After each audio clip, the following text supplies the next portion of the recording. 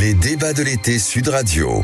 Sud Radio, il est 10h05, c'est un fléau chaque été. Les squats de piscines privées se multiplient. Rien qu'à Toulouse, plus de 140 ont été signalés depuis le début de la période estivale. Certains intrus partagent même fièrement leurs prouesses sur les réseaux sociaux. C'est un enfer pour les propriétaires, aux conséquences parfois dramatiques. Christophe Demerson, bonjour. Bonjour Benjamin Glaise. Et merci d'être avec nous ce matin sur Sud Radio. Vous êtes le président de 35 millions de petits propriétaires, ancien président de l'UNPI, l'Union nationale des propriétaires immobiliers. Christophe Demerson, les piscines privées squattées, c'est pas forcément un phénomène totalement nouveau. Qu'est-ce qui a changé ces dernières années? Pourquoi est-ce que ça inquiète de plus en plus les propriétaires de piscines?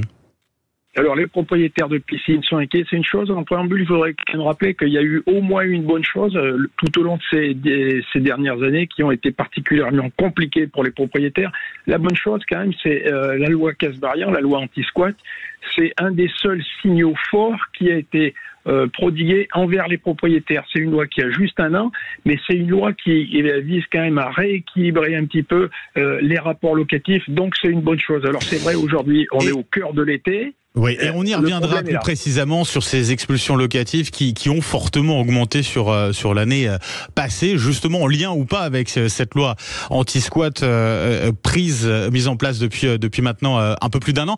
D'abord sur la question des piscines privées, parce que ça concerne quand même pas mal de monde à Toulouse, mais pas seulement. C'est une inquiétude de plus en plus de la part des propriétaires. Pour quelles raisons ? Est-ce que c'est un phénomène grandissant ? Les propriétaires ont raison d'être inquiets, Benjamin Glaise. Pourquoi ils ont raison d'être inquiets ? Parce qu'il faut quand même rappeler la décision du Conseil constitutionnel qui avait rappelé que le propriétaire est responsable de ses biens. Donc s'il y a le moindre défaut d'entretien, le propriétaire va être responsable. Donc les gens s'amusent sur les réseaux sociaux à faire voir leurs exploits, mais il faut quand même rappeler les accidents qui sont nombreux, on le sait, puisque malheureusement souvent ce type de phénomène d'intrusion dans les piscines, il est souvent accompagné d'alcool et d'alcool fort ou d'autres produits un petit peu stupéfiants. Et donc, les accidents sont là. Donc, quand il y a une personne qui est tétraplégique, quand il y a une personne qui a des Ce qui s'est passé d'ailleurs à Toulouse il y a quelques années. Oui, alors à Toulouse, il y a quelques années, il y a avec un homme qui est devenu tétraplégique. On l'a revu dans l'actualité. Mais c'est pas, je veux dire, c'est un phénomène qui arrive. C'est un phénomène qui arrive fréquemment même, et les accidents sont nombreux. Les noyades sont moins nombreuses, mais les noyades peuvent arriver aussi, et les autres types d'accidents aussi. Donc, dans tous les cas, le propriétaire est responsable. Donc, ce qu'on peut quand même rappeler, c'est que dans tous les cas, le propriétaire doit porter plainte. S'il a des difficultés à porter plainte, il a qu'à écrire au procureur de la République du lieu où a eu l'infraction. Et puis, il faut quand même rappeler, vous le disiez, Benjamin Glaise, que apparemment, il y a les gens qui font ça sans vente sur les réseaux sociaux. Mais je rappelle quand même que l'article 4 de la loi Kasbarian, justement, rappelle que la propagande ou la publicité sur ce type de délit est punie. Donc, je veux dire, il ne faut pas hésiter à ce que les victimes retournent de nouveau, refassent une plainte, écrivent au procureur si on a du mal à faire prendre leur lettre, parce que on est au cœur de l'été, les services de police, les gendarmes sont débordés, on le comprend. Encore plus avec les Jeux Olympiques, notamment. Sont là. Est-ce qu'elles sont prises au sérieux, justement, ces affaires-là, par les policiers, par la justice? Je dis, voilà, si les policiers sont pas débordés, c'est-à-dire que on prend suffisamment en compte, au sérieux, ces affaires-là de squat, de piscines privées? Je pense qu'on ne prend jamais suffisamment assez en compte, et malgré tout, je rends hommage aux forces de police, parce qu'ils ont un rôle compliqué là-dedans, si vous voulez. Quand, je veux dire, il y a des salles d'attente qui sont pleines, puisque les gens viennent porter plainte pour de multiples délits.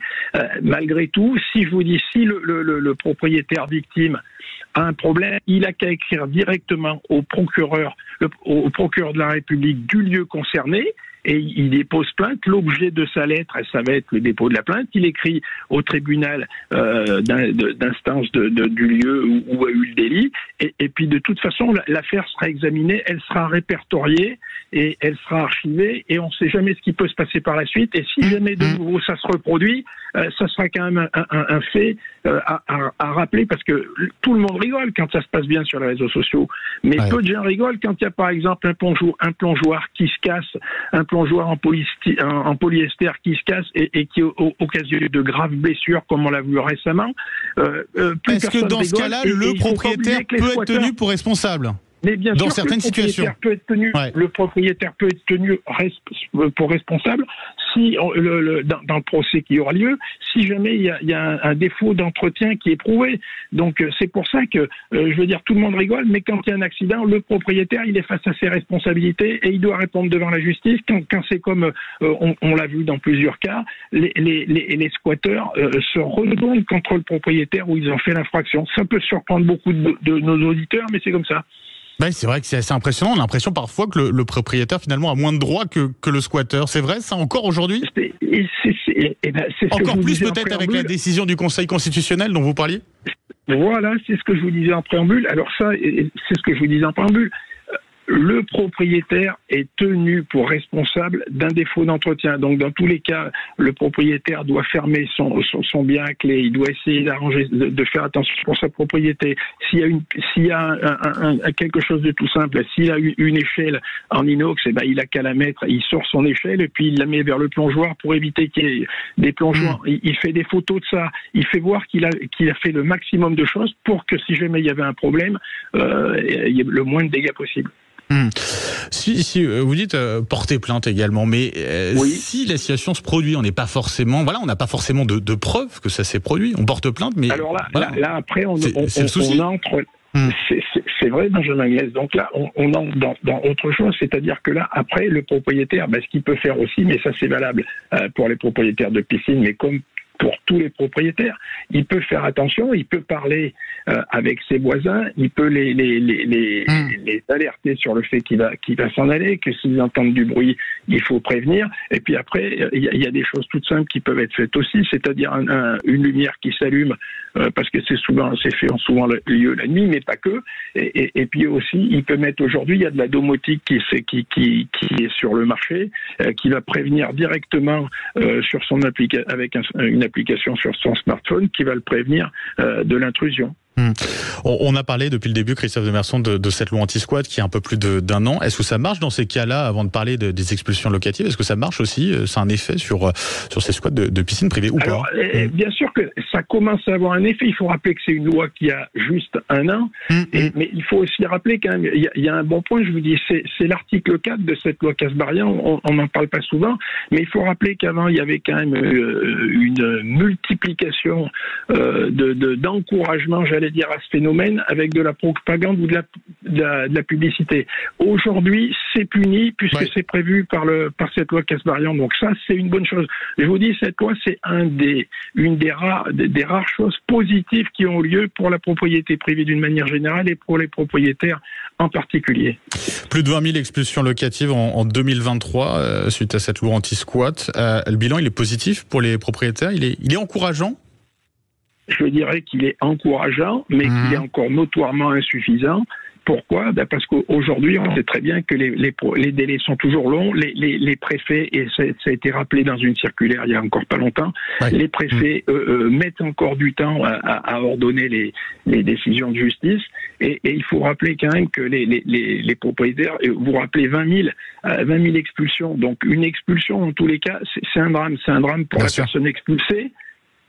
Et ça, il y a beaucoup d'associations qui le rappellent, mais c'est surtout un drame pour le propriétaire, pour le petit propriétaire qui subit ce squat. Et je rappellerai quand même que les professionnels de l'indignation, ils s'occupent pas beaucoup de la veuve de Guéret ou la veuve du Creusot qui attend pour compléter sa petite retraite. Ils s'en occupent pas beaucoup, on les entend pas beaucoup sur nos antennes s'indigner de ça. Et je vous donne un autre exemple, et c'est une proposition que je fais, qu'on rappellera. Pourquoi ne pas exonérer de taxes foncières les victimes de squat? Ça serait une mesure simple. Les députés qui sont inquiets, les professionnels de l'anti-propriété privée qui s'indignent de cette loi, et s'ils veulent défendre la veuve et l'orphelin, qui défendent déjà la veuve et qui proposent une exonération de la taxe foncière pour les victimes de squat. Vous faites référence notamment au nouveau Front Populaire qui a promis d'une certaine manière d'abroger cette loi anti-squat. C'est une inquiétude que vous avez? Justement, c'est un appel que je lance aux députés du Front Populaire, puisque ces députés, justement, ils sont défenseurs de la veuve et de l'orphelin, c'est très bien, donc qui défendent quand même un petit peu la veuve et qui fassent une proposition, par exemple, qui viserait à exonérer les victimes de squat de la taxe foncière. Merci beaucoup Christophe Demerson, merci d'avoir été avec nous ce matin sur Sud Radio. Je rappelle, vous êtes le président de 35 millions de petits propriétaires, également ancien président de l'UNPI, l'Union nationale des propriétaires immobiliers. Merci à vous et bonne journée.